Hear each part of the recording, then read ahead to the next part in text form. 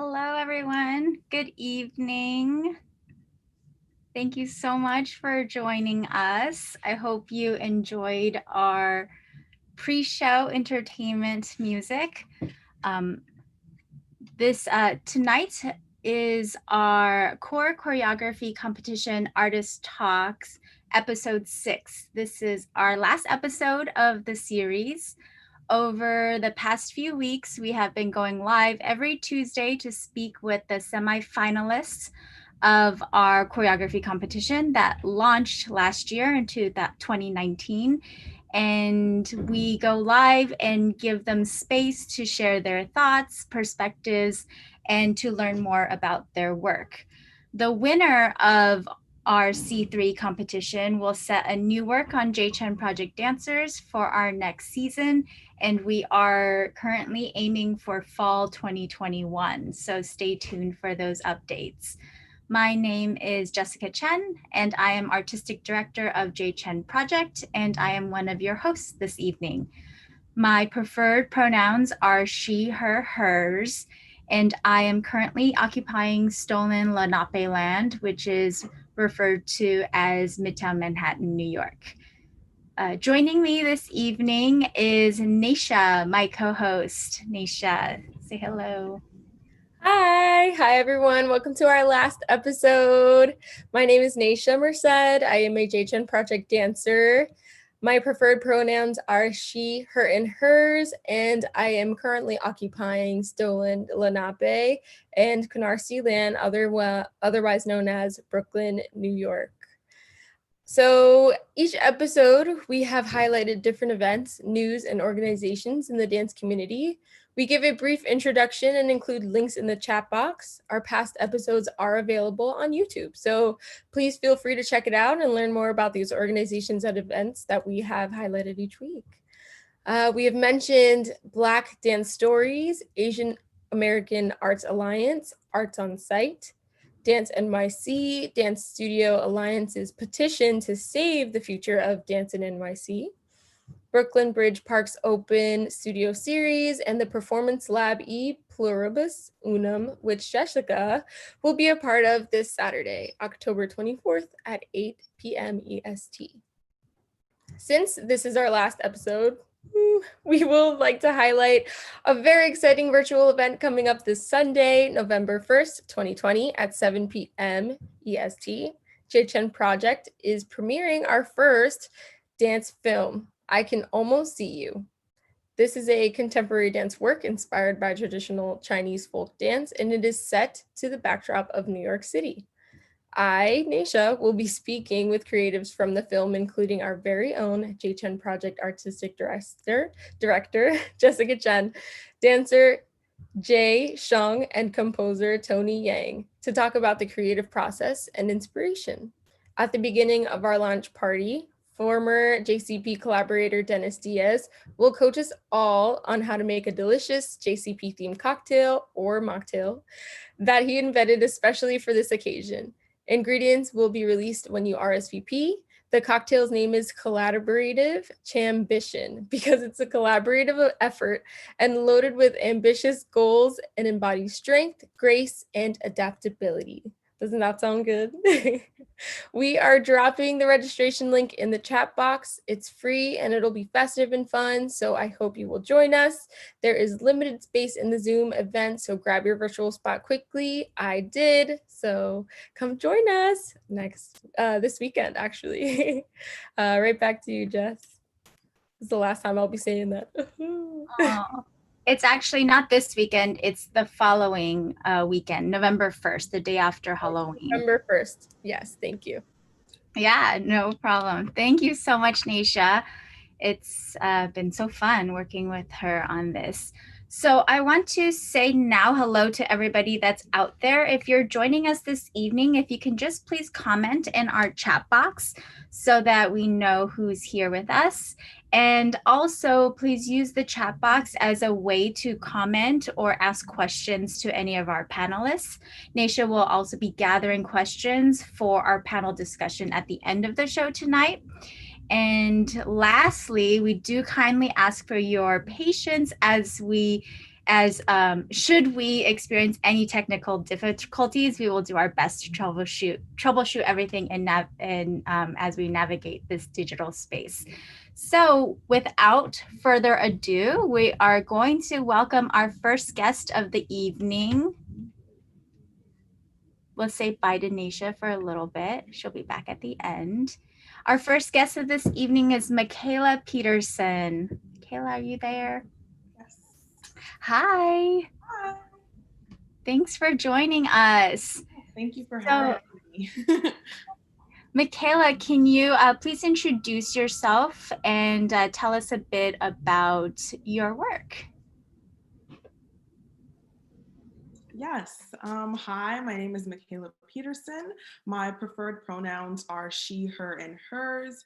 And I am occupying currently stolen Canarsie and Lenape land in Brooklyn, New York. So a bit about my, journey in dance. I began dancing when I was 5 years old at my local dance studio. Did ballet, tap, modern, jazz, all of that good stuff. I went to a competition slash recital based school. So I did, dance competitions, Atlantic City and in Long Island and all of that stuff. And then we also had our annual recital every year. Along with that, I went to different dance intensives. I went to Mark Twain School for the Gifted and Talented, where I did focused on dance. And then I also went to Frank Sinatra School of the Arts, where I was a dance major. And there I focused primarily on various modern techniques and ballet. And we got the opportunity to work with various choreographers in the field and, did repertory of various dance companies, which was a great experience. While in high school, I was also an intern at Alvin Ailey and American Ballet Theater, and that was a great experience for me to get my foot in the door in terms of dance administration and learning what it takes to be in a prestigious company, run those companies, what are all the working parts. I believe that as a dancer, it's important to be kind of multifaceted and not just be a dancer, but be able to put on different hats and be able to do different things. So from the time that I was in that environment and knew that this was something that I wanted to pursue, I took it upon myself to really delve into different arenas and areas within the dance field. And, in high school, it's about to be senior year. Everyone's talking about, okay, what are you going to major in? What do you want to do? And something that a lot of people may not know is that I suffer with scoliosis, painful scoliosis, and dance has been a way for me to kind of forget about the pain and get through. And it's the only time where I'm really able to focus on something else other than the pain within my back and all of that. So, coming from high school, I decided that dance is what I was most passionate about. It's what I wanted to focus on. Will always be, the love of my life. So I auditioned for various schools and was fortunate enough to go to Temple University, where I recently achieved my Bachelor of Fine Arts in Dance with a minor in digital media technologies. Temple provided me with a lot of opportunities and just space and the ability to grow as a dancer, an artist, a choreographer, a dance scholar. I trained under various teachers, Kun Yang Lin, Laura Katz Rizzo, Jillian Harris, and these people instilled a lot of values and technique within me and just their knowledge of the field. While at Temple, I also grew as a choreographer. I would say that senior year of high school, I made my first official work, but Temple is where I really grew as a choreographer and an artist in terms of sharing my artistic vision and my goals. I produced 3 original works in the student dance concert. They were called Chapter 20, Continuum, and Rebirth, and also my senior thesis, which was 868 Irving Street. That piece is very special to me because my family is Trinidadian, so I took that as my opportunity to share my culture with people, share where I come from, share the things that are most important to me. And it was really great just to see that come to life on stage and for it to be so well received from the audience, from faculty, from friends. It was just a really, really, really great experience. While at Temple, I also gained additional experience, within the dance production kind of field where I worked in the production crew. I did stage management, assistant stage manager, lighting design, and soundboard operator. So knowing those kind of techniques and how to visually look at dance and say, okay, this is what would look good. Do I need a psych? What colors are there? So having that kind of eye when creating choreography and when dancing was also very beneficial for me. I was able to create a story in my head and what lighting would look best and what would, provide the right aura and feel for the audience. So that was really great. I also gained additional administrative experience. I worked at American Ballet Theater as an education intern again, and there I was able to kind of, again, further my understanding of dance administration and especially the education portion, because I feel like that's very important. So going into schools and teaching classes, having workshops, community outreach, that's very important to me, reaching out to the community and giving back. I believe that dance is something that should be accessible for all people, and it's something that everyone should just have the ability to do. I think it's a great form of release for kids, for adults, anyone. I think it's something that anyone can participate in. Another thing within the dance field that I'm very passionate about, and it kind of ties into my senior piece that I was talking about, is I obtained a grant from Temple, the Temple Diamond Research Scholars Program, and I did research relating to Caribbean dance forms and how they're kind of hypersexualized in American society and popular culture, and kind of where do these stereotypes come from, and how can people of Caribbean descent and of the diaspora work to decolonize this embodied practice. So me performing my piece on stage in Temple and Conwell Dance Theater was my way of kind of putting my culture out there and having it be seen in a way that's not considered necessarily traditional, as I feel like these dance forms would not be shown in that kind of space, in that kind of setting typically. So kind of just tying in my culture with my passion for dance, with my passion for dance research, kind of finding ways to make everything work together and seamlessly run is one thing that I'm just very passionate about and work towards. Upon graduation now, things kind of changed with, the pandemic and everything. I kind of had to rethink what I was going to do. I always knew that I wanted to start a dance company, which is why, like I said, I got various administrative experience in different dance companies, but I didn't think that I would have started it, so soon. But I pushed myself and I was like, you know what? I have some time, so why not take this opportunity to work on my company? And I started that, and it is called Monet Movement Productions, The Collective. That's been kind of just a little different, a lot harder in some ways than I thought it would be, easier in other ways. This pandemic has kind of just forced me to think outside the box, be more creative, but also just forced me to just be more passionate about what I'm already passionate about, because it's like, I just want to keep creating, keep doing, and that's just what I realized is my kind of purpose in being here.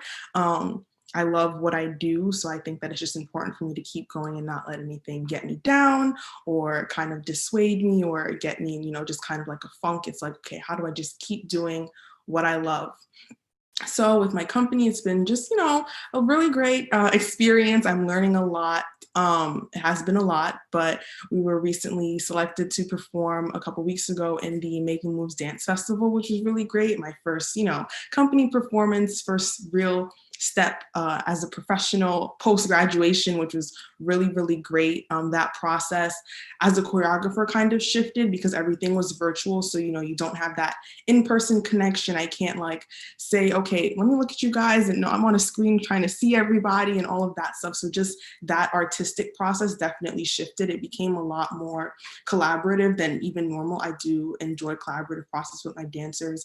I never want them to feel like it's just my choreography and me putting it on them for them to do, but I want them to be able to bring themselves to the work as well. So within this kind of virtual platform, it was like, how do I kind of facilitate that same environment, but in a digital space? And that was just hard to navigate sometimes, but it also just came with transparency and kind of just talking to my dancers like, okay, this is something new that we're all going through. How much choreography can we even handle today? Maybe just not doing as much as I originally anticipated, making adjustments as we go along. How do we just keep going? I think that is something that was very important. And just adapting to this virtual world has just been hard because as dancers, we really do value being in person and being that physical contact, physical touch. You can't give corrections and say, okay, I can't shift your hip here through the screen. I can just kind of look and say, okay, maybe you should do this or maybe you should do that. So just trying to adapt and work with the conditions and times that we are in. Has kind of been what I've been doing, and just keep trying to creating and working as a dancer, as an artist, as a scholar, kind of making all of my worlds come together. And this virtual world has also pushed me to utilize my video and media skills that I kind of learned within my minor. So producing a film for this festival was not what I anticipated, of course, because originally it was supposed to be an in-person performance, but due to obviously these conditions, they had to be virtual. So I had to think, okay, how do I also present this virtually? How do I make this provide a connection between the dancer and the audience across the screen? So I thought of it more in the sense of a concept video than it being just, a video of dance and that's it. It was like, how do I bring out emotions and connections and have the same meaning on screen as it would, in person. So that's kind of been my journey within dance, within choreography. I'm currently, working with my company to continue making original choreography, working on our own kind of projects. And then I also dance with Enya Clea Creations Company. I'm an intern for Black Dance Magazine. And just kind of, again, making all my worlds, dancer, scholar, artist, creative, all of that kind of come together as one and just work seamlessly. But yeah, that's me. Jessica, is there anything else that I was missing or can add? Hi, I'm back. Oh, that was so great. So can we rewind back a little bit? Did you say that you started your company this year during the pandemic? Yes, I did. Yeah, I actually started it. I would say I kind of launched it officially in June-ish, maybe July, something to that effect. Yeah, that's when I launched it. Wow, June, July. So what did launching your company look like? Yeah, so because it's just been very different than what I thought it was going to be, number one. So it first came with because I was applying for various opportunities and I got into that festival that I just told you about, the Making Moves Dance Festival. That's when I was like, okay, well, I guess this is about to be me starting my company. That was kind of how it happened. It wasn't really like, okay, now is the time for me to start it. It was like, if I get in the festival, this will be when we launch. And that's kind of how it came about. So once I received my acceptance, I was like, oh, okay, well, it looks like I'm about to start, going with this. And I just kind of, I guess I would say I'm in like a soft launch where I just kind of have like my social media pages and trying to just network and meet new people that kind of way. Cause of course we can't see anyone in person. So right now just that way and applying to other opportunities so that we can just get the name out there. And we're currently working on our own project right now to be released probably in May of next year, but we're just working on that. So that'll be kind of our first official company for us kind of premiere in terms of building our repertoire and stuff like that. That's amazing. So you had plans to launch the company? Yes. Okay. Yeah, definitely had plans to. Just in my head, it wasn't probably happening till next year, maybe the year after, because I figured I would have taken the time to work on myself as an individual artist and then kind of filter that into the company. But now I'm kind of working on both at the same time, artistic director role and Michaela, the individual artist and dancer. But it's working out. It's kind of working. Yeah. I love that. And I will say in 2008, we launched CHEN Project because I got into a festival. See? The Dumbo Dance Festival. I wasn't as committed as you are to starting a company. You have big visions. Right. But in the description, they ask what your company name is. And I was like, oh, okay. So yeah, they were company name. I was racking my brain for a week, 2 weeks. I'm writing down all these random things. I'm like, mommy, daddy, my sister, guys, what do you think of this name? Okay, now this is not it, guys. Okay, what do you think of this? Okay, no. So then I found something and it just fit. And I was like, okay, that's it. Let me apply right now. And that's just how it happened. Yeah, so tell us the name. Tell us about the name. Yes, How did you land on Movement Productions, the collective. So Monet, that's my middle name. And then Monet Movement Productions. I feel like I'm a very versatile dancer. Like I said, I've been doing various styles, and I don't think that my choreography is one-dimensional where everything is only contemporary or only African or only something. I think depends on what I'm just feeling. That's just what I'm gonna make. So just calling it Movement Productions. I'm creating productions, I'm creating full-scale works, and then the collective because it's a collection of works that we are building and that type of thing. So yeah, that's kind of where the name evolved from. I love that. I love that. Also, we're CHEN Project, I think similar because Yes. My background goes back to Chinese folk dance. And so I kind of see various different kinds of movement and dance as my work as well, but also in different realms. So I love it. Yes, definitely. So tell us a little bit about this Making Moves Dance Festival and how you because I remember being on a panel or in a discussion in some Zoom event where I believe the curator or the organizer was talking about it and that it was going to be in person. So what happened like the sequentially of your first bit, your first company show? Yeah. So I believe it was in June that they told us that we were, accepted to that. And from that, for me, it was like, okay, I gotta find dancers, and I knew which work I was doing. So the work that I performed at that festival was a restaging of a work that I did at Temple. So I was like, okay, I already had plans just in general to extend it, but it was like, how do I adapt it for this setting? Because of course, all the choreography that I may have wanted to teach was just not going to happen, because that's just a lot, to do over video. So it was finding dancers, that was number one, and then also figuring out rehearsal schedule. That was another thing. Conflicting schedules, and this world just being a new normal. Not everyone's doing things that they would normally do at normal times. So that was two kind of things that I had to figure out first. And then we started rehearsals, I believe, in July. And we had about, I want to say 6 or maybe 7 rehearsals before we had our video shoot.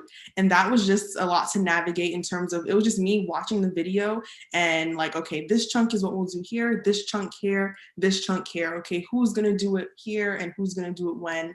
And then also my dancers, so I had 4 dancers. I didn't put myself in it because I was like, let me just take on the artistic director role and rehearsal director role for this. Yeah, I had just like, it was too much to be in it. So and then I also, my dancers, 4 of them, 2 are in New York and 2 are in Philly. So I also had to think about, okay, for the shoot, who's gonna do what? And when I'm editing, it's gonna be like, only Philly girls for this part, only New York girls for this part, or am I gonna overlay that? Like, just all those logistical things were things that I had to think about as well while making the choreography. So it just took time to like really just plan effectively after each rehearsal. Okay, what do we get done? Okay, what do I see in my head? What's the vision? How is it gonna work? And then just also, like I said, being transparent with my dancers and saying like, if y'all are ever feeling like it's too much choreography, let me know, because I'm only giving it to you. I'm not in it. You're the ones who are doing it. So if it ever just feels like too much, we can just repeat this part a couple times in the video, maybe change it up here. We can throw some improv here. Like, it was just making it work. I think that was just really what it was, making it work, thinking outside the box, and just keep pushing forward.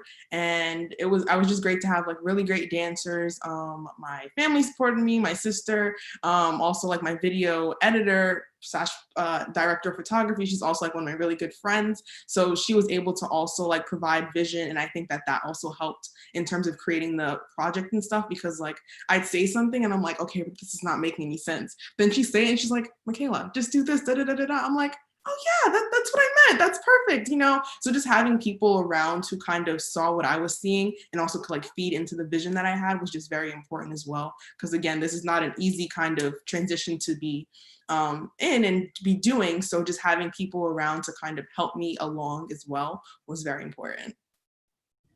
At one point, was the performance supposed to happen in person though, right? Yes, it was. So when we first applied, it was in person, but I guess, within talks between the directors and stuff like that, and realizing kind of how things were going with the pandemic, they realized like that just may not even be a good option. So from kind of maybe 2 or 3 weeks after we got accepted, they kind of sent a follow-up email and said that like, okay, it's going to be virtual. So by the time I started rehearsal, I knew that it was going to be a virtual event. Yeah.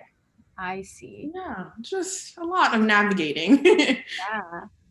And is there the famous 2-worded question, right? What's next?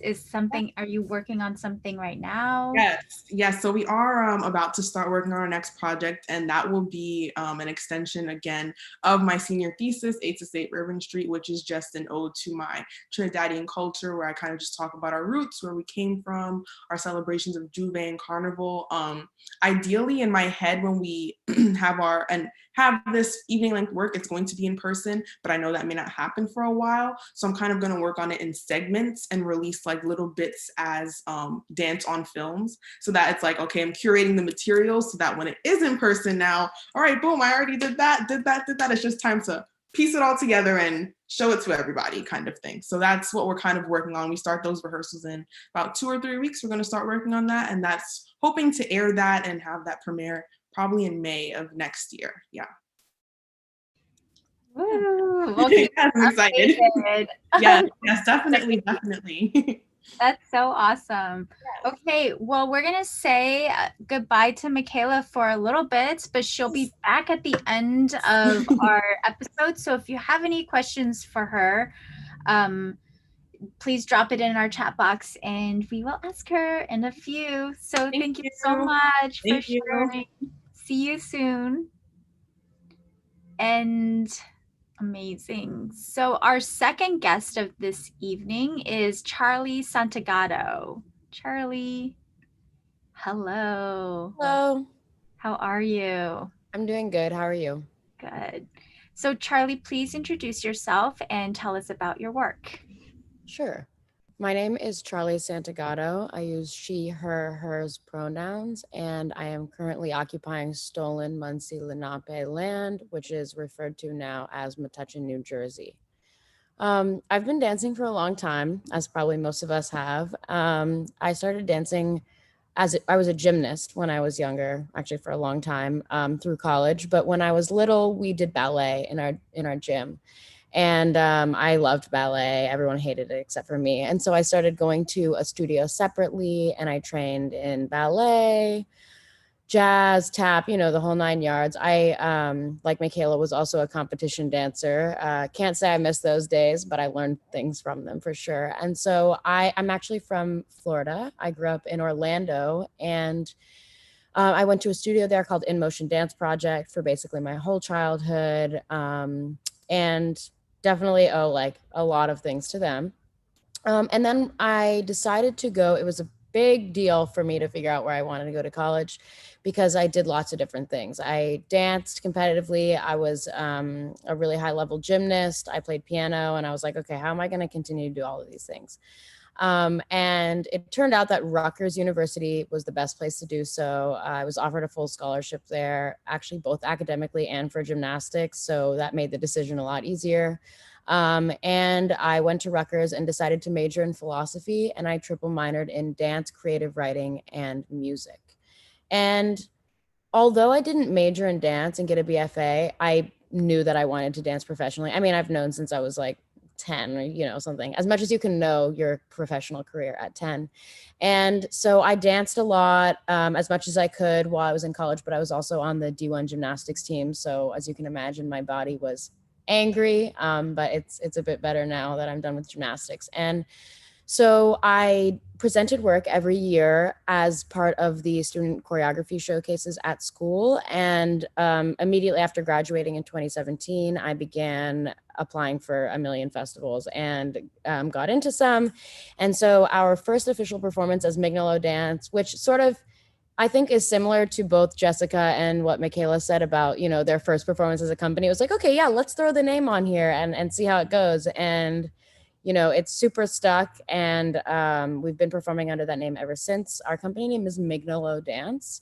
And Mignolo, although if I say it correctly, the Italian way, I believe it's Mignolo, but I always say it a horrible American way. And I haven't decided yet if I'm going to switch the way I say it. But anyway, in Italian, it means pinky finger. And basically, there's this whole story about that has to do with my uncle who passed away a few years ago. And part of the name is in memory of him. And if you want to read more about it, you can go on our website, because I think I'm not going to do that great of a job telling the story now.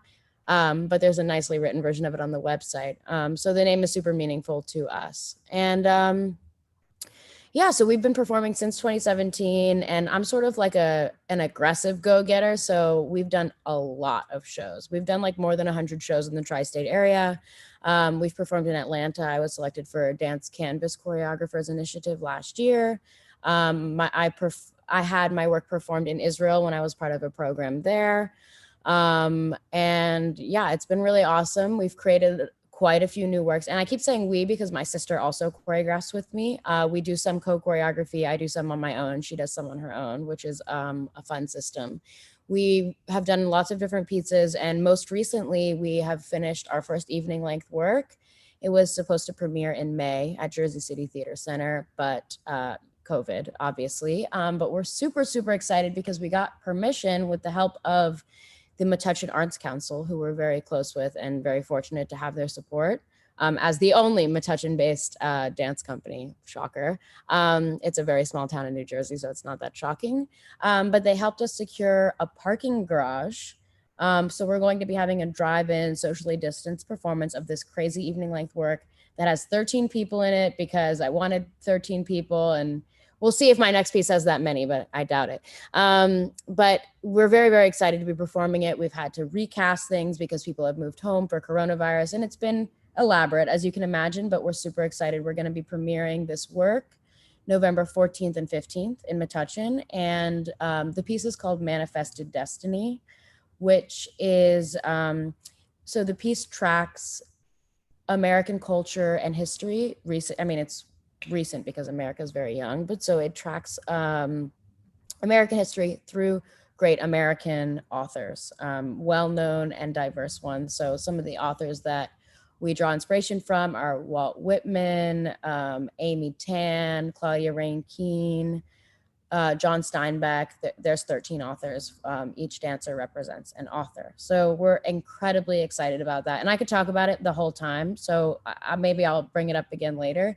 And there's just one other big point to bring up for me. So while I was doing this philosophy major and kind of nerding out because I really love academia and school, and I was doing all of these artistic minors, I kept noticing a parallel in my classes. I'd be in creative writing and I'd be like, this is just like what we did in my dance composition class the other day. And so I kept noticing that also lots of the artists were not friends with each other. So the dancers weren't really friends with the musicians, and then the actors weren't friends with the visual artists. And I was just like, this is kind of silly. You know, we're all working on something very similar and we can learn a lot from each other. So I was really struck by this connection between the arts that I felt like I was seeing and other people were not acting upon. And so I wrote my senior thesis to get philosophy honors on it. My paper was called The Art of Translation, and it's about the idea of translating across different mediums. So turning music into dance, not just listening to the music and being inspired by it, but literally turning your body into an instrument. I mean, not literally. I didn't, turn myself into like a cello or anything, but really trying to embody the music and show every nuance that the music has. And not just music. We started with music. Now our really big project is translating language. And we actually got a trademark on the word move English, with the E of move is also the E of English. So it's like one word. And it's this movement language that we are in the process of developing. My longest piece last year was 30 minutes and it was called Paradox in Translation. And this piece was where we really started our language research, our movement language research. And we've since developed it a lot. Manifested Destiny, our new piece, is largely based on Move English or inspired by Move English. So we didn't just think about Walt Whitman and then be like, what would Walt Whitman do as a dance? We took his language. We took excerpts from Leaves of Grass, for example, and we translated each word into a movement. And that is what created the phrases. We created the phrases directly from the language. So yeah, this idea of translation across different artistic mediums, cross-disciplinary interaction, and specifically translation of language into movement is a really huge part of my work right now, and research. And I'm really excited to hopefully share more about it with everyone, with you, and at our performance of Manifested Destiny. Whew, that was a mouthful. Jessica, maybe you want to come back on. Hi, Charlie. Great. Let's talk about Manifested Destiny a little bit. It was supposed to premiere, if I'm right, in May 2020, right? That's what you said. And, just kind of walk us through how you kept rehearsing, and then the idea of the garage, and then also like you said you just started rehearsing in the garage now. Yeah. So we did the audition for this piece literally last July, like not 2020, but 2019. So it's been like happening for a long time. We started in-person rehearsals like before COVID in September. And then obviously like around March, everything stopped. And so we took like maybe a month break. And then I think I was in this sort of camp about COVID where I was like, this is a big deal and I'm being super careful, but also hopefully it's going to pass way, way quicker than it has proven to pass. So it kind of kept getting postponed. It was like, okay, we'll do it in the summer. We'll do it in September. And then, you know, we'll do it in this. We even had a December date on the schedule. And then finally I was just like, it's not going to happen. And it's too much. So we took a little break, and then we started doing Zoom rehearsals at first because we had this like pipe dream of it like happening, right? And then like once I saw that wasn't going to happen, I actually had an idea about a parking garage performance before COVID. I just thought it would be really cool. My sister and I had come up with an idea for a piece about mental health awareness, and using the garage to sort of represent like the different levels of the mind. And so we had an idea of that, and I talked about it with a few people, and they were all like, you'll never get permission from a parking garage. It's a liability. It's never going to happen. Then COVID hit, and I had the idea again, and I talked to the Arts Council, and the parking garage that's in our town, which is normally like mainly commuters that go to the city because we're very close to the city, park there. It's like empty, you know? And so we're like, well, let's just see what we can do. And, you know, someone on the Arts Council is close with the mayor, and it happened basically, with much, you know, pushing. And so we did Zoom rehearsals for a few months. We did less like hours, but we also literally taught 4 new cast members over Zoom, an entire evening length work, which was hard. But I think, you know, now we're back in person rehearsals. We have a giant garage doors, and we actually have our own studio space, which I'm in right now. And so we recently, probably like a month ago now, started rehearsing in the space with the doors open and the masks on, the whole thing. But before that, we were just on Zoom. And I think the Zoom was really frustrating for some people. I sort of just like didn't allow myself to get frustrated. I was just like, and I know that like sounds ridiculous, but it's true. I was just like, this is the circumstance right now, and I'm thankful to be like doing something, and that like my dancers are dedicated enough to like get on Zoom with me and like do something basically almost impossible, or what we might have previously thought was impossible. I will say though, I'm lucky because our studio space is also in my backyard, so I got to move a lot more than most people over the quarantine, which was amazing. I actually can show you. This is the studio. And yeah, it's a really special place that I love a lot. And it will be opening soon for rentals and stuff like that. We had like a zoning fiasco because, you know, in small towns, they have nothing better to do than to not let you open your studio until you do a bunch of weird stuff. But it's going to be opening really soon for rentals, and we're really excited about that. So yeah, we came into the space recently, about a month ago. We started with like individual rehearsals, or just like 2 people in the space, and slowly started, you know, we all like had an agreement about how we're going to act in regards to COVID. You know, there was much discussion. And then we had our first rehearsal in the space on last Saturday, and it was awesome. It's one really good thing about a parking garage is it's way bigger than the tiny theaters you might be put into as a small new company. So we were just like reveling in how much we could like travel. And so that was really cool. And we've got more rehearsals there. The parking garage has been super nice. I'm so pleasantly surprised. And yeah, we're very excited to be performing live again. Did you have to adapt any of your choreography? I mean, I imagine because you're now dancing on concrete. So I stubbornly really didn't want to change any of the choreography because we never premiered it. You know what I mean? It's not like it just hadn't existed in its primary way. And I was like, I want to keep what we can. So we actually got like a church in our town had these like, you know, those like puzzle piece mats? And they just like fit together and that kind of thing. I mean, it's not great, but it's way better than concrete. So we have those. And Jersey City Theater Center. I also, about a year ago now, I guess, became their dance curator, like after they agreed to produce our work. And they are lending us their Marley, and we're putting it over the puzzle stuff that the church gave us because they haven't used it in 10 years. So actually, no, I think we've not changed anything. I mean, we've changed some stuff, but nothing because of, because of the floor, for example. That's great. So you basically built a theater at the, and how about lighting? And that's the only thing we're missing is lighting. One thing we've been playing with recently is like, how can we get the cars? Because there's going to be there's like a limited amount of parking spaces, and then other people can bring a chair and sit socially distanced. And we're like, okay, how can we get the car lights involved without making it like tacky, you know, and saying, can you turn your lights on? So we have this idea of like putting stuff in the program. So there's one section that's kind of like stressful and overwhelming. So we want people to put their hazards on. And so we're going to try to get really creative with the car lighting to the best of our ability with that. Because, you know, we have no budget really. So we're not going to pay to bring lighting in. We're just going to be creative.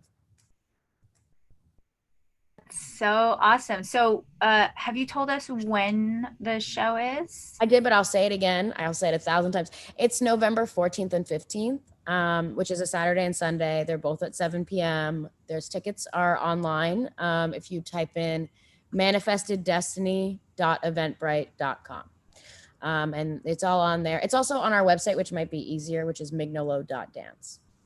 Cool. And I mean, I don't know if you can tell, but I'm super excited. Yeah. Yeah. I mean, that's awesome. We will drop it in the link as well. So great. Amazing, Charlie. You're so ambitious. We should give you that cocktail that Dennis created. That is one thing that no one could ever say that I'm not, is ambitious. I'm super ambitious. But we'll see. I mean, worst case scenario, it just like doesn't work. But best case scenario, it does. Yeah. And yeah, one other thing I actually wanted to share is my sister and I had the opportunity to make a piece for, I don't know if you heard about it, but it's called, it was called Leaning into the Unknown. And it was a choreography competition, not only choreography, actually, it was a competition for like all performance arts. And they selected 6 different artists and companies. And we've actually had one live performance since COVID, and it was for this.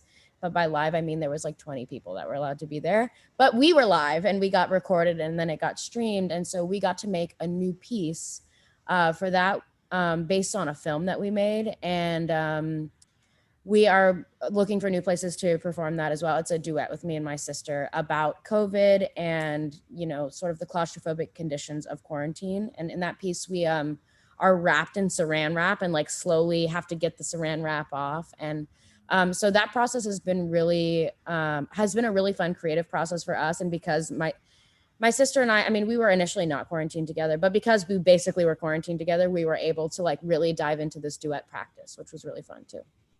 Awesome. Amazing, Charlie. So we've dropped her website in the chat box along with the dates of the performance and Mayored for that, early Mayored. And so we're going to say goodbye for Charlie for right now. If you have any questions for her or comments, please drop it in our chat box and we will bring her back in just a few. Bye, Charlie. And our final guest of the evening, our third guest tonight, we have Annie Heath. Annie. Hi, Jessica. Hi, how are you? I'm good. How are you? Good. Annie, please introduce yourself and tell us about your background. Yeah, absolutely. So hello, everyone. My name is Annie Heath. My pronouns are she, her, hers, and I'm a choreographer and performer based in Brooklyn, New York. I'm zooming in from the traditional territory and stolen lands of the Lenape-Hokan. And I just want to acknowledge with deep gratitude the Lenape and Canarsie lands and its peoples of past and present. So to get started, I guess I'll start with where the dance journey began. So I've, like everyone else has said, I've been dancing since I was a very young child, went through the casual dance experience, then got more involved in competition dance. Knew I always wanted to continue dancing through college, but wasn't really sure what that meant for myself. So I went to University of Massachusetts Amherst, where I double majored in environmental science and dance. There I started out bio, thinking of going pre-med, but after a year or so, I kind of figured out that it wasn't the right fit for me. It wasn't really piquing my interest. So that's when I just transitioned to environmental science, since it was still within that science realm, but a little less demanding, at least for the requirements. So I did a lot of dance classes, but then also was involved in a lot of the student choreographies and guest choreographers, and just filled my time with a lot of performance. I still wasn't necessarily sure how I would be dancing as an adult, but just knew that it was something I always wanted to keep in my life. And so towards the end of my college career, I took a semester off, and I studied in Israel for the period of 5, 6 months. And that was more of just a challenge and almost a test to see how I would do with only focusing on dance and not having any commitments to schools or studies or any other topics that would draw my attention away. Um, so that was for me just one adventure of fun and exploration and just to be truly immersed in movement, which for up until that point in my life I had never done. Um, so it piqued my interest. I'm still interested in it, and so after I graduated college, I moved to New York, where I just started dancing, taking a lot of classes, renting out my own studio space, seeing what was piquing my interest, and I started getting into collaborations with friends. I From Israel, that's where I got my first experiences in contact improvisation. I didn't really know much about the art form and the practice, but it really I started to gravitate towards that embodiment and approach to partnership and relationship to space and time. So within the early stages of when I was starting to create, I would get together with a bunch of close friends, a lot from UMass, and we would just play and experiment and give each other tasks and parameters and truly enter into a space without necessarily having an ambition for creating something very specific. And for a while, that was exactly what I needed. I was seeking a space where I could engage in dance and engage with peers and practicing essentially.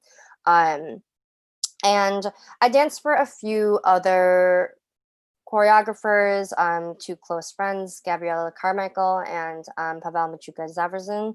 And then I have danced for Roseanne Spradlin, I think about 2 years ago, on a project that was at New York Live Arts.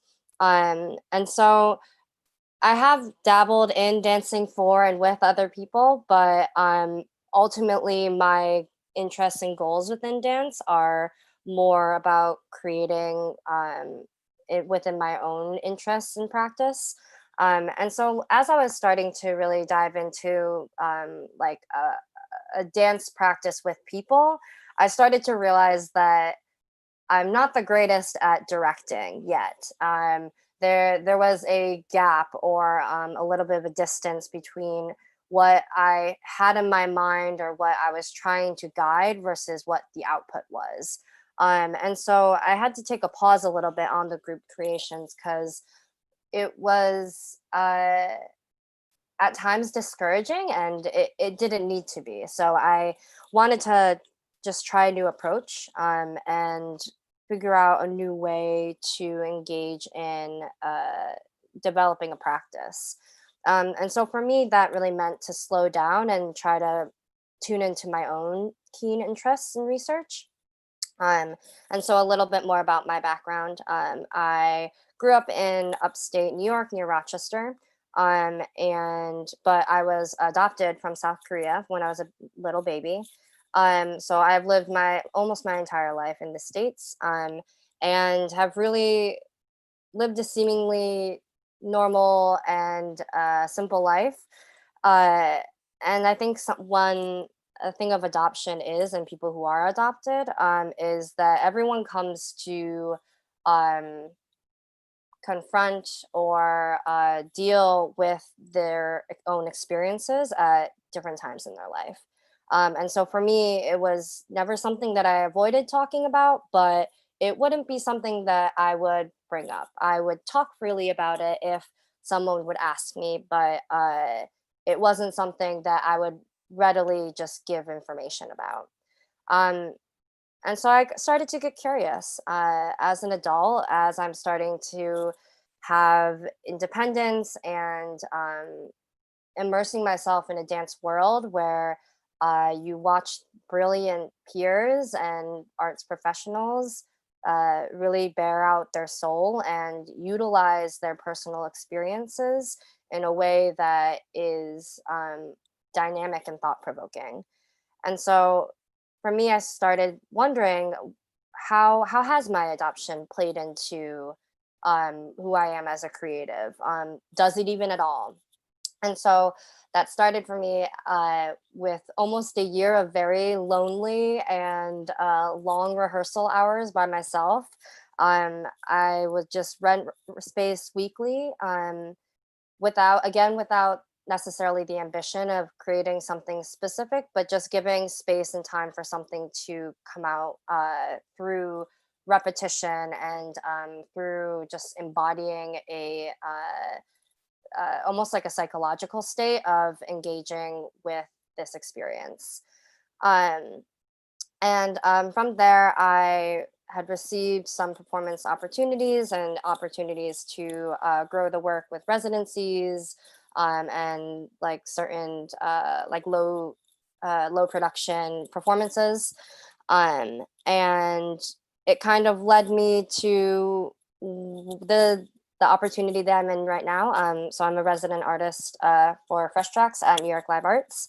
And the work that I was working on as a solo blossomed into a duet that was supported by Issue Project Room and Asian American Writers Workshop, and then has then transitioned into the Fresh Tracks residency. And now it was a solo, it became a duet, and now it's going back into another solo departure study, as I call it. And so I've really allowed my exploration into the personal self to drive and motivate all of the process that has unfolded. And so for me, it's I'm not so regimented in a lot of my creative thinking. I tend to wander in how I approach this work. Sometimes it comes out in moving and embodying an idea. For instance, right now I'm working with the concept of birthing and being birthed. What does it mean to give birth, and how does a child experience being birthed? Sometimes it comes out in a written process.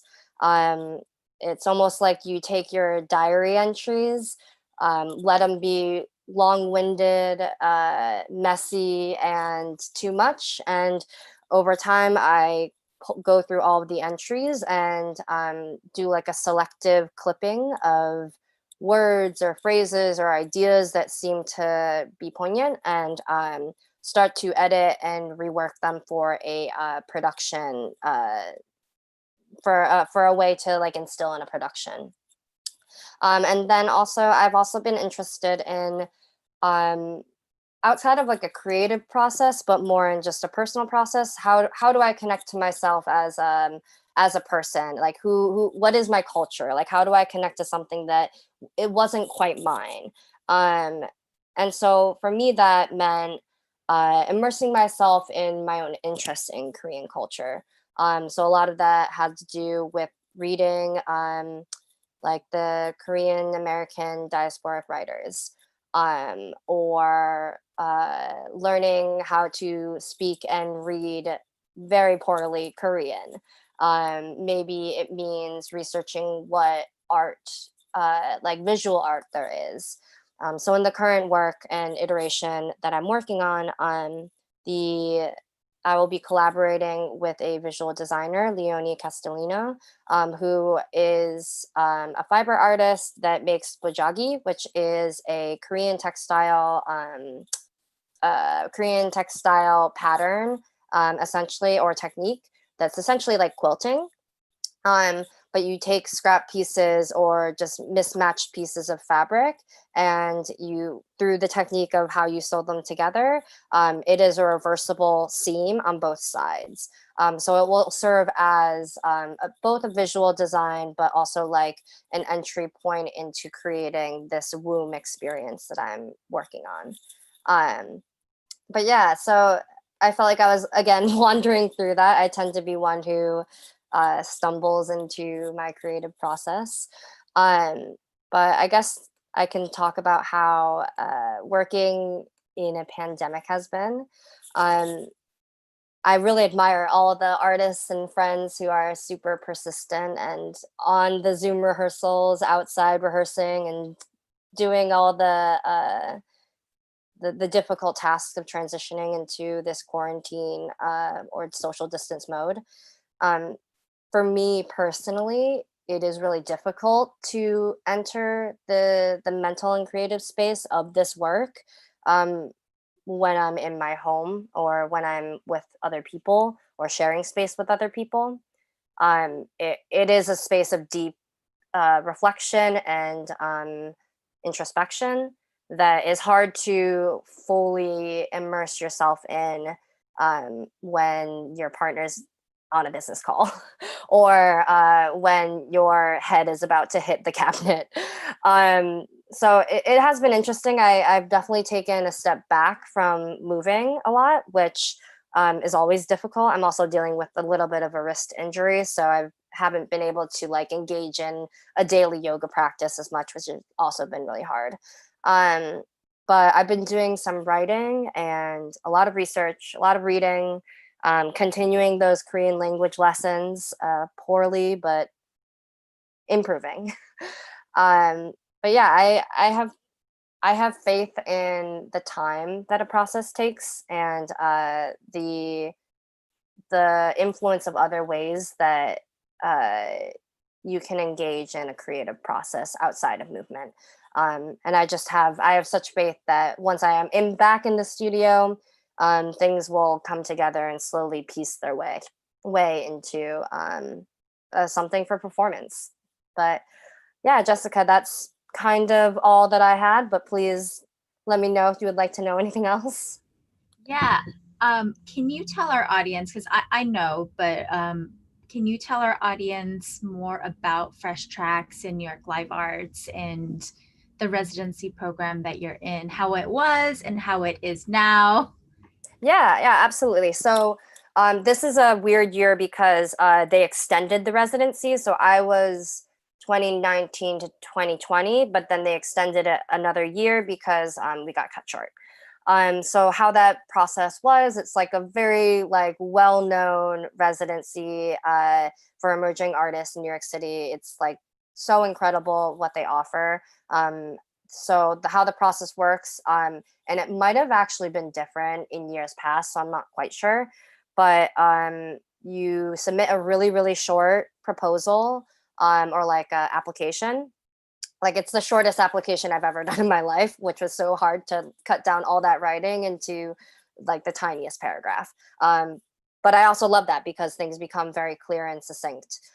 So you submitted that, and then through some like initial panel process, they invite you for a live audition. And so you audition with the work that you would be performing. So I performed it in December of 2019. So me, my collaborator, and Sok, who is a writer and poet, Sok and Tari Spey, we auditioned in August around 2019.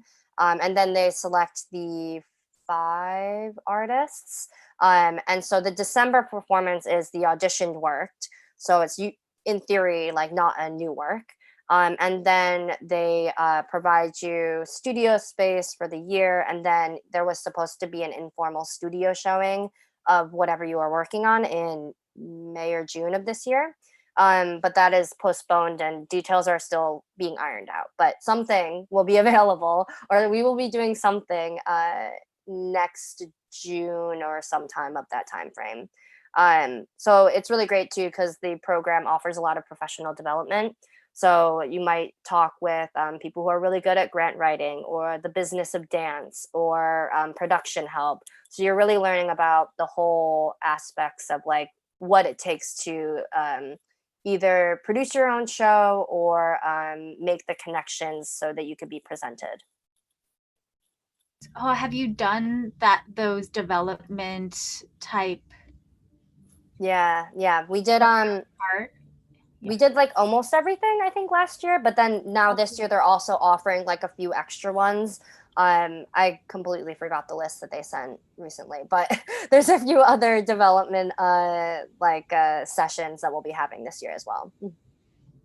That's great. So the work that you're reflecting on and working on, or we're working on, was supposed to have a studio showing in May. Yeah, and that work has gone through. I did a bad job explaining. So that work has gone through many different stages. So before, like once it started to get some traction, it was performed at Issue Project Room, and it was called This Motherland Fabric. And then a shorter iteration was performed at New York Live Arts.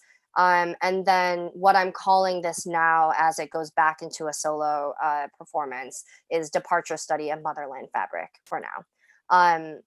So yeah, it's gone through various stages and will be continued to be worked on with at New York Live Arts. Great. And who are you working with? Who's on your creative team? Yeah, it's me. And then I'll probably consult with the past writer and performer that I worked with, Sokantari Spey.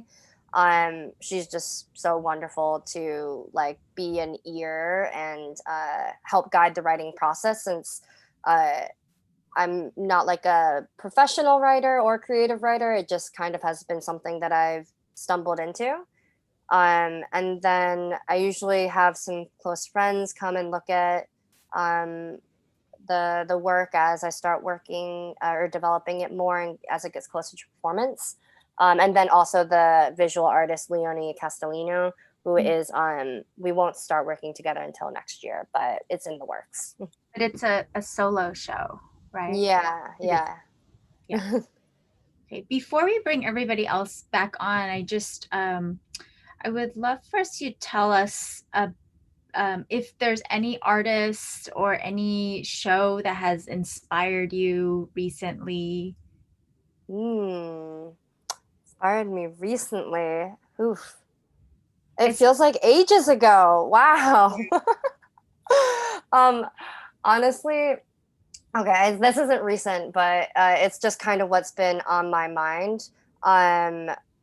So Bronx Gothic was a solo performance by Okwi. And that solo performance is kind of what drove me to start to working by myself and doing a solo exploration. Just seeing someone so present and like powerful in the way she presented the work was absolutely phenomenal. And I saw Okwi's, like, I don't know if it was a collaborative work, but her work at Dance Space Project this past winter, and it was I don't know the name, but it was everyone under this sheet and using their vocals, and it was a very improvisational like practice, and they would bring in audience members and you would just be guided and allowed to also add your vocals to like this sonic experience. It was so beautiful.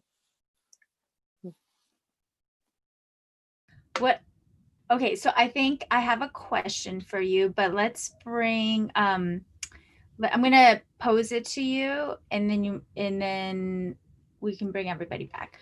So what are some of the challenges working on a solo work? I think one of the biggest challenges is just continuing to be honest with how you are viewing like everything that you're doing. And also just allowing a lot of time for something to change and evolve. I tend to sit with movement ideas. I don't really ever choreograph specific movement.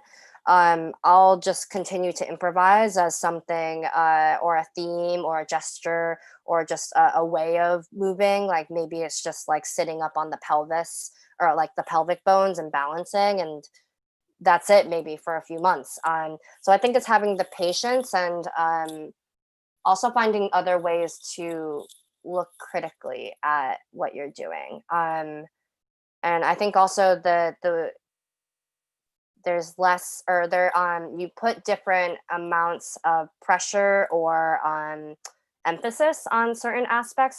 So I tend to work largely in movement, but I have like started to infuse words and text and sounds and now textiles too into the process, and kind of understanding what is at that time the most important or prominent thing that's coming to mind that you need to work on. And I think sometimes when it becomes a solo project that you're just kind of in your own space letting it all happen, you sometimes need to focus it a little bit within the daily or within like the actual process of working by yourself. Awesome. Yeah, I've never done a solo show, so I mean, I've done solos, but never a whole solo show. So bravo to you. And we did include Ukwe's Bronx Gothic, just like a little YouTube in the chat box. Oh, amazing. It's very powerful. Okay, thank you so much, Annie. We'll keep you on. We'll bring everybody back now. Neysha, Charlie, Michaela. Welcome back to our Zoom room. Okay, at this point, we are going to shift into our panel discussion with Neysha moderating. So I'm going to hand it over to you, Neysha. All right, hello, last Q&A of the series. So we have a question. It seems like it was answered. It says on the YouTube. Okay. Well, I'm just going to start this question off for Annie. Since you kind of answered it, maybe you'd like to continue on. Were you switching to solo because of social distancing, or did the work develop into a piece that should be a solo? I know that you said it developed into a piece that should be a solo. Can you go on a little bit more about that? Because I actually want to know how you are producing, a solo work. That's pretty. Yeah. So this wasn't anything to do with the pandemic. That was maybe like a year or two ago that I started working on it. I just allow whatever the work is calling for or necessitates. So like I started out as a solo, and there was actually like a prompt for the specific performance at Issue Project Room. So I was paired with the poet and writer. And from there, it just kind of allowed me to have a mentor and another person to help me use my voice and use her voice.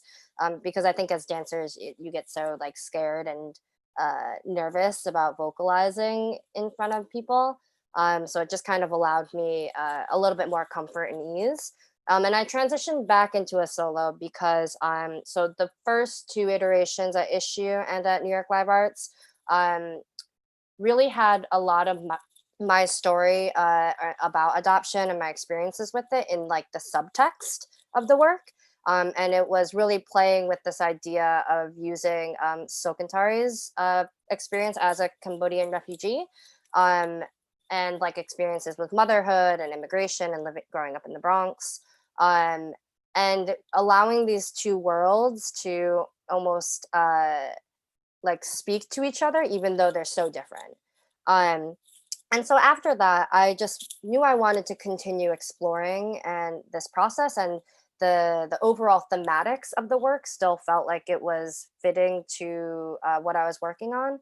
And so it was just a mutual decision that it should develop into a solo again. But then like also was your question kind of like, how is it to produce your own solo? And like, the logistics of like producing your own work? Was that the question?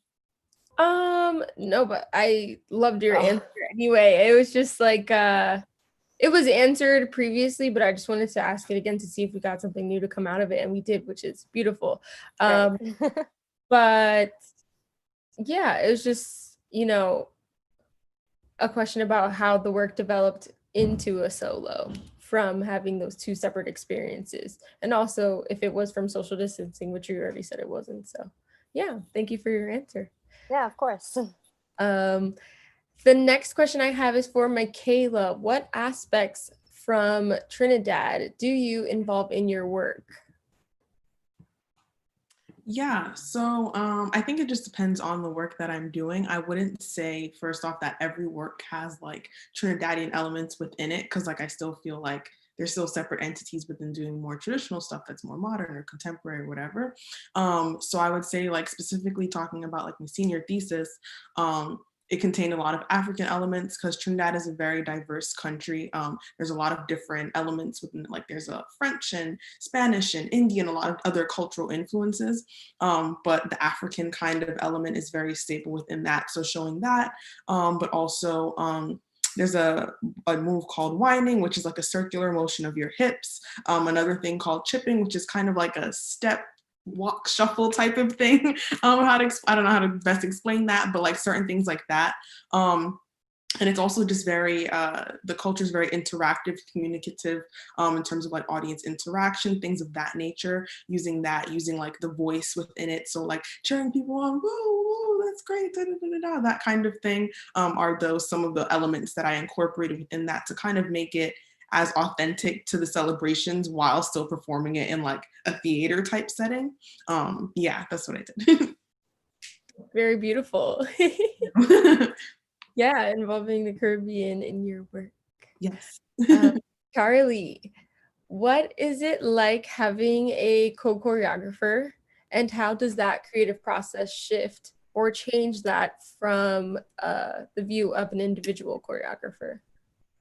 Yeah, so I feel like I've created approximately like half of my work with my co-choreographer, who's my sister Ariel, and then the other half by myself.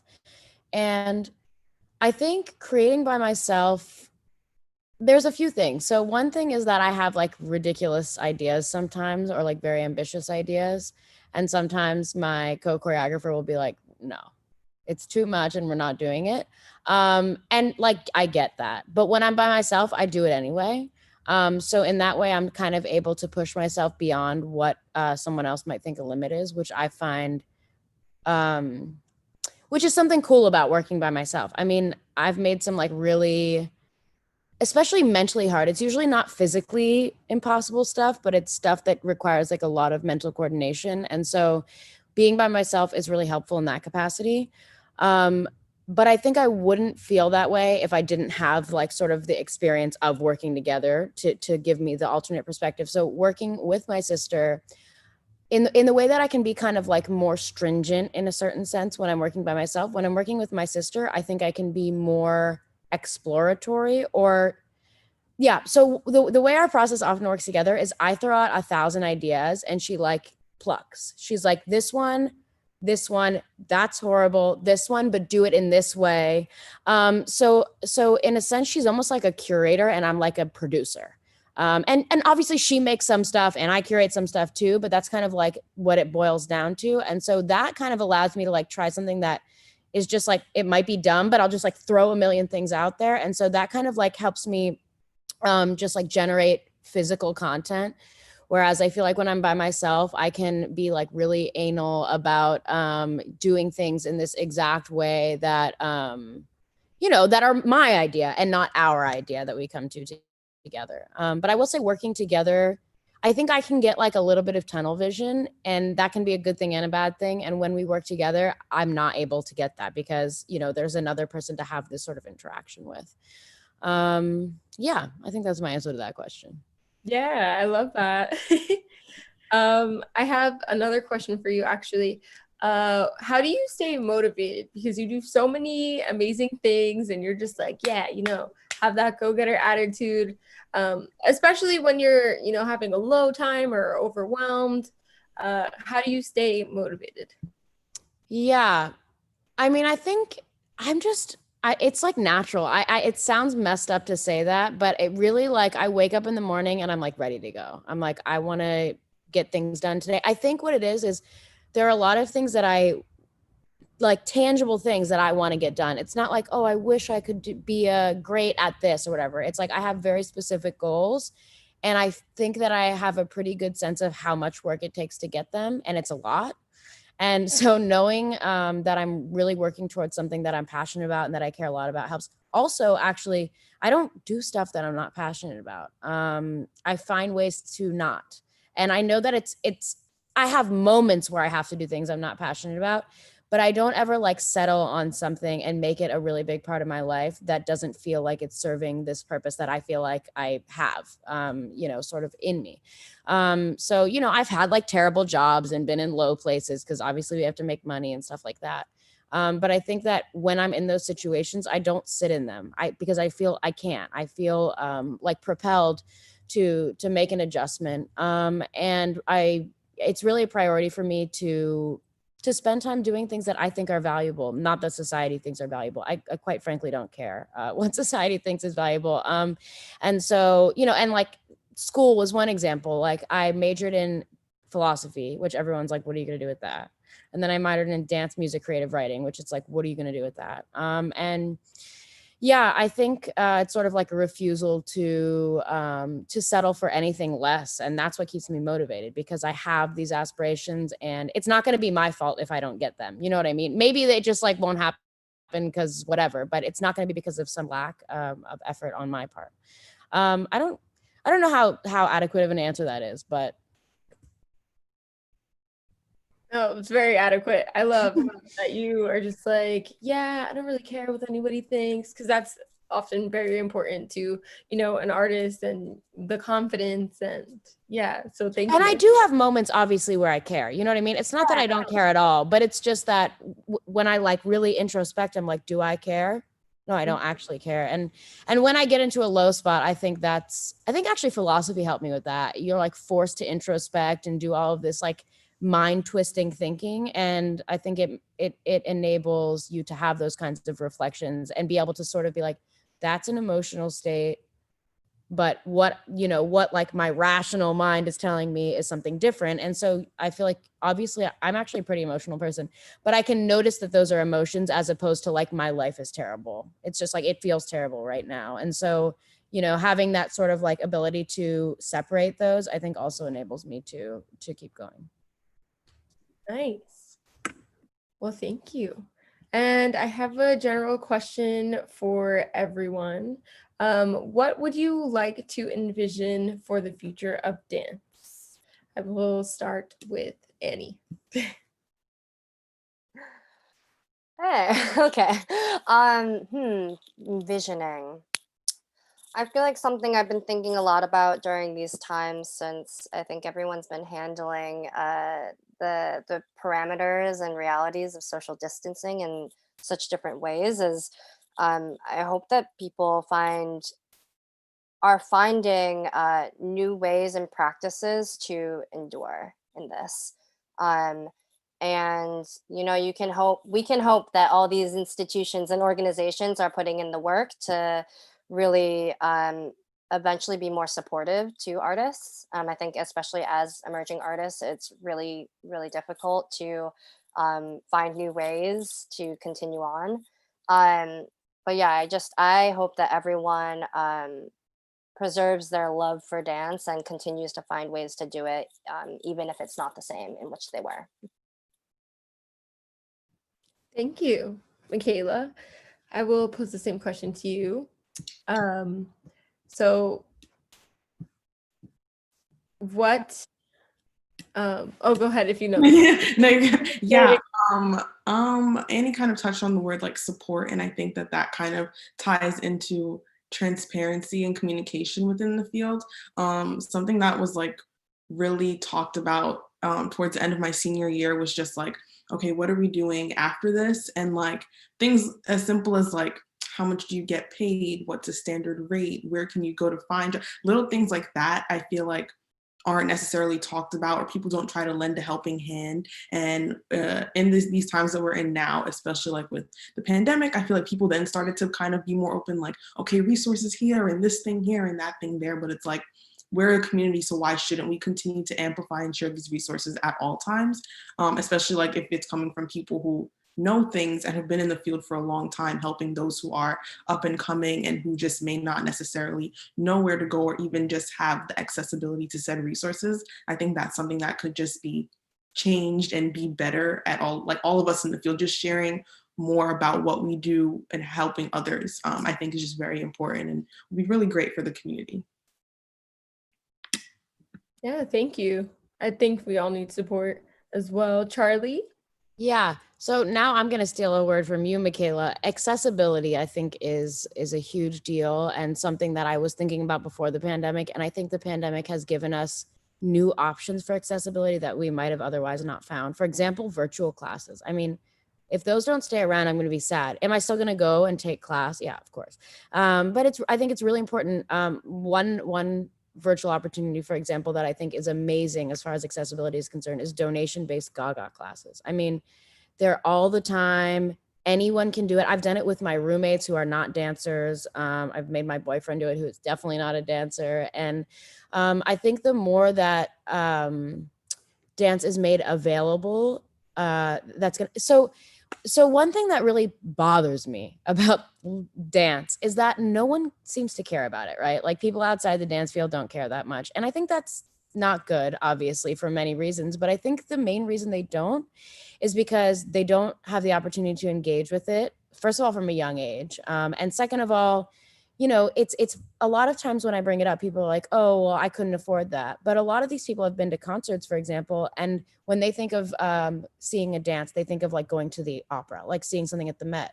But like I've seen like free dance shows or $10 dance shows or $15 dance shows. And I think really keep continuing to create those kinds of opportunities, possibly in, venues that are less typical, because lots of people are like, oh, the theater, but I think really, bringing things to places like parking garages, or like I've done shows in bars before. And I think people feel really alienated from dance. And that's part of why it's an economic struggle to be an emerging dancer, especially, or choreographer. I mean, it's hard in any artistic field, but dance, I think, has the worst of it. And finding ways to make dance accessible to non-dancers, to dancers as well, right? Like dancers definitely need more support, and I'm all for that.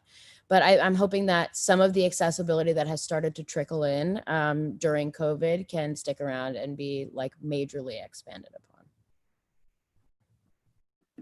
Yeah, those virtual classes really kept me going over quarantine for sure. I was taking like 3 a day. That's how we all stood in here. I know all of us did.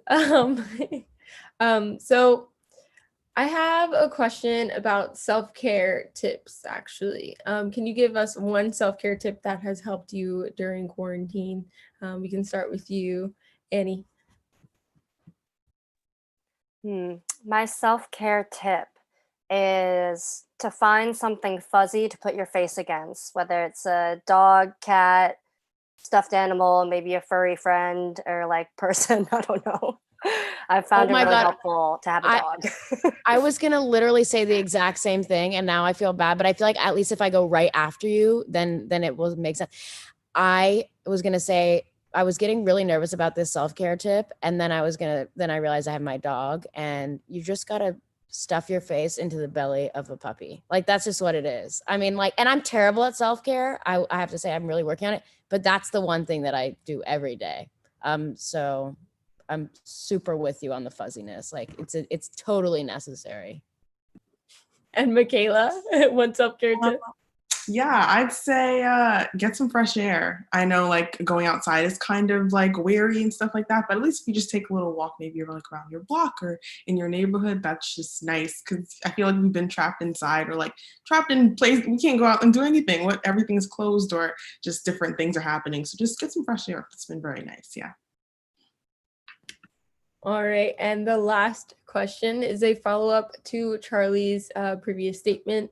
How can we engage and bring more audiences to dance? Michaela, we can start with you since you were just talking. Yes. I think that just comes from just talking about it, continue to engage in dialogue, conversation, just keeping it going. Because like Charlie was saying, just about people not respecting like the arts, especially kind of dance. Like if you just keep talking about it and amplifying it, like something that my sister says is like arts help the world go round. Like, okay, you're going to a concert, but you're there to see the singer, but also the background dancers and the musicians and everyone else who kind of makes the show the show. So it's just about like people understanding that the arts are just as valid and just as good as any other field, whether it be a doctor, a lawyer, a engineer, an astronaut. Like it's all the same thing. We all serve a purpose. So just continuing to engage in dialogue and conversation and just unlearning the ways of thinking that that's not a viable kind of career field type of thing, I think is what we can do. Yeah, I agree. Annie? I don't know if this is like a huge solution, but I am just a huge advocate of supporting your peers.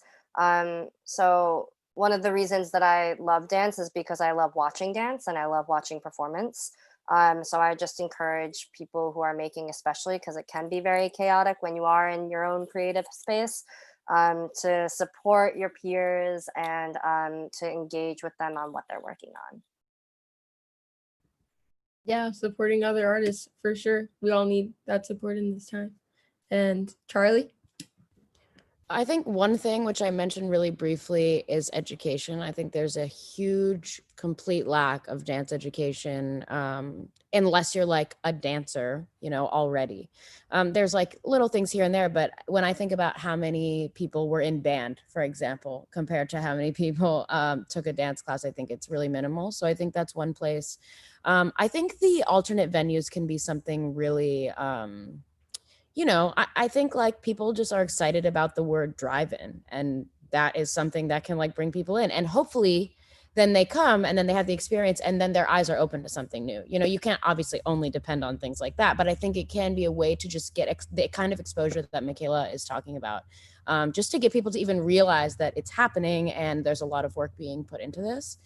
And one other thing I think is really important is for artists to also care about their audiences. I think some artists do, and some artists care more about, the process or whatever. And, honestly, artists can do what they want, right? I will go see it because I am very patient and I can handle like a really long durational performance. But I think also creating work that's still like virtuosic and artistically developed, that also is kind of kind to your audiences and tries to give them things that they can connect to without being like commercial and completely trite. That's something that I've really worked hard for in my work, and like what's been the inspiration behind translation, because I think everyone can understand English and music a lot better than they can understand dance because they've been doing English forever, for example, in school. And so finding ways to simultaneously connect with an audience that might not have this sort of like high art background, but also still produce something that is like respectable in the high art world. That's a really big priority for me because I want dance to get a bigger audience. I want it to be sustainable, but I also don't want to be a commercial choreographer or dancer at all. Well, thank you for all your answers this evening. This is a great close to our episode 6 Q&A discussion with our contestants of the Core C3 competition. Jessica, you can take it away. Thank you for all your answers. Yeah, I think they were, great answers, like unlearning old forms, like Michaela said, and supporting your peers, which is such a beautiful thing. It's part of why we did translate our choreographers festival and why we kind of shifted into this choreography competition as well. And then accessibility in so many different forms, like Charlie, you said earlier, but you're talking about on different levels of accessibility. So important, such great conversations and stories. Thank you for sharing, everyone. So this is sad but exciting because we've been here every week for the last 6 weeks. I want to say that these ladies, their info is in our description of this link, which will still be live after the show. So please follow them and support them. And if you are able to donate to the arts, please do that. We would be very happy for those donations. And if you like to join the CHEN Project Annual Fund, that there's also information for down in the description. And thank you for joining us for our episode 6, our season finale for the Core Choreography Artist Talks. You can catch this show as well as all the other episodes, the other 5 episodes on our YouTube. So if you've missed any or you want to rewatch, they are all available on our YouTube. So check it out. And please, I hope we see lots of you folks back at our dance film launch party on November 1st, 2020, 7 p.m. Eastern Standard Time. And so we always do a screenshot with our panelists. Yeah, Neysha, will you do the honors?